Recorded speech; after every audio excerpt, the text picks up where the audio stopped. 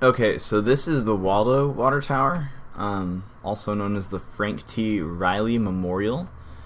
It's in Kansas City, Missouri, an area of South Kansas City called Waldo, which is a pretty nice area, and it has a lot of these old Antiquitech old world buildings. But this park here, the Tower Park, has this water tower, or what was a water tower, which is basically a rook or big castle tower.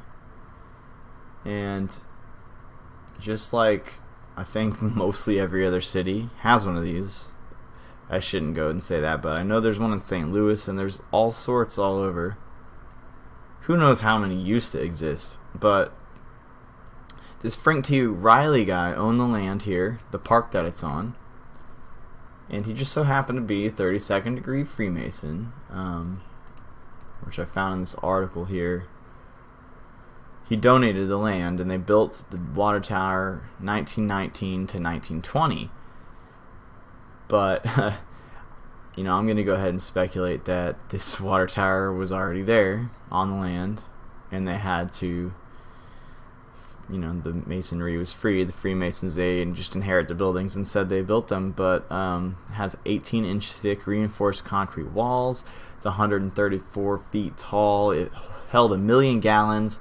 Decommissioned, or made not functional in 1957. Pretty interesting that it's here, but I'm gonna have to go down and get some actual field footage on it, and maybe check out the rest of the area, because there's tons of buildings that need to be shown in this area. But it made me think about how Kansas City is considered the city of fountains, because it has more fountains than any other city in the United States.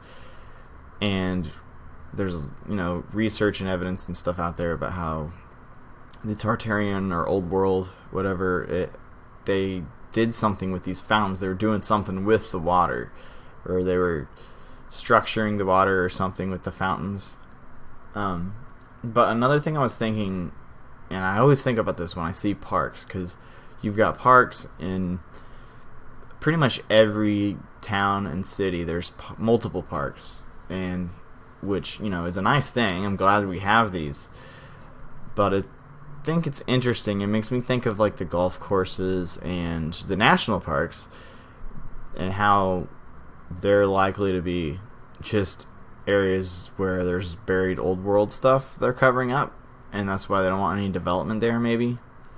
But I just wonder how many parks are hiding things, and who knows what used to be here. I mean,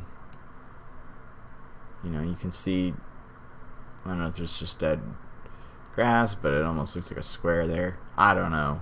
I'm not sure what I'm talking about with any of that, but pretty interesting, I thought, and I just wanted to get this video out there so people will know about this and maybe look more into this stuff. And hopefully I can just get the ball rolling on these videos, start getting more out there and better quality. But thanks for checking it out. I mean, I think I'll leave it brief like that. I don't think there's anything else to really say about it. But yeah, I mean, look at this. It's just a medieval castle here. I mean, what do you guys think? Was it, what was it for? What were they doing? Were they doing stuff with water? Was it for something else? If anybody has any insights, leave a comment, and hopefully we can figure out more. Thanks for watching. Have a good one.